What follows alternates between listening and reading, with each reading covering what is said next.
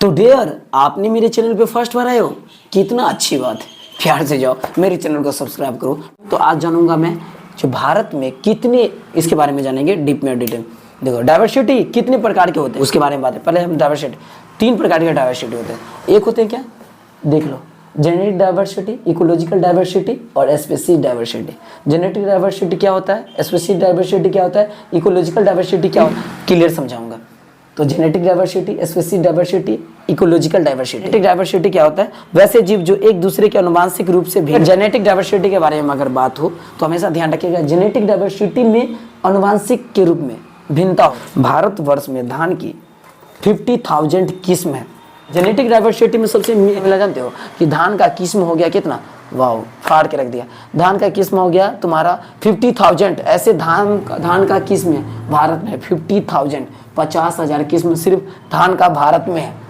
और अगर बात करें आम के प्लांट का किस्म के बारे में तो वो 1,000 भारत में, 1000 मैंगो प्लांट के किस्म है भारत में, और पड्डी प्लांट के किस्म है 50,000 इन भारत में। सोचो, और जेनेटिक डाइवर्सिटी भी समझ गया कि जब भी अगर दो जीवों के बीच अनुवांशिक भिन्नता होगा तो जेनेटिक डाइवर्सिटी कहलाएगा। नेक्स्ट मेरा है स्पीशीज डाइवर्सिटी के बारे में बात करते हैं।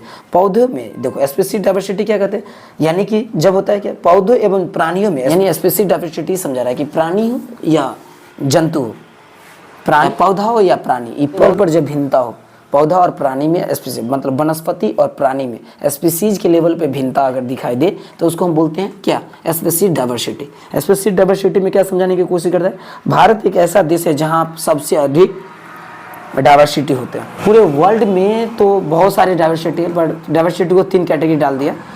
तो जेनेटिक डाइवर्सिटी आ गया, स्पीशीज डाइवर्सिटी आ गया और इकोलॉजिकल डाइवर्सिटी आ गया। बट उसमें से भारत में सबसे ज़्यादा डाइवर्सिटी पाए जाते हैं, जो आप आराम से देख सकते हो। क्या भारत में अधिक डाइवर्सिटी है। भारत को उस देश के साथ ऐड किया गया है, डाइवर्सिटी वाले देश है सर्वाधिक।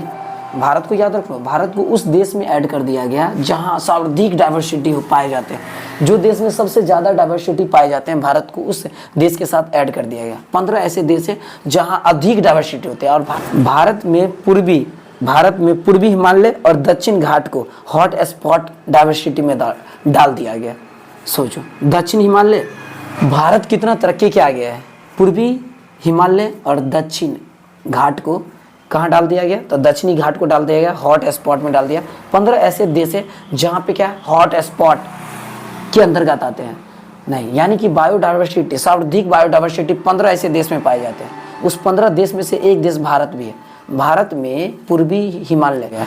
सोचो, इकोलॉजिकल डाइवर्सिटी के बारे में बात करें तो वैसा जीव एवं उसके स्पीशीज जो आपस में तथा आसपास के वातावरण से प्रभावित है, यानी कि वैसा जीव एवं उसके स्पीशीज मतलब जीव के स्पीशीज जो आसपास के वातावरण से प्रभावित हो जाते हैं, उसी को इकोलॉजिकल डाइवर्सिटी कहते हैं। इकोलॉजिकल डाइवर्सिटी में जीना स्पीशीज के स्पीशीज जो आसपास के, ऐसा जीव जिसके स्पीशीज आसपास के वातावरण से प्रभावित हो जाते हैं। इकोलॉजिकल डाइवर्सिटी के अंतर्गत आने वाले क्या है, रेगिस्तान, वर्षावन और फिर क्या, दलदल, नदियाँ, झील, समुद्र आदि, ये सब आ जाते हैं इकोलॉजिकल। जब कभी भी अगर बात हो नदियाँ, झील, तालाब, रेगिस्तान, दलदल, तो जान जाना इकोलॉजिकल डाइवर्सिटी के बारे में बात कर रहा है, जहाँ जीव एवं उसके स्पीशीज आसपास के वातावरण से प्रभावित हो जाते हैं।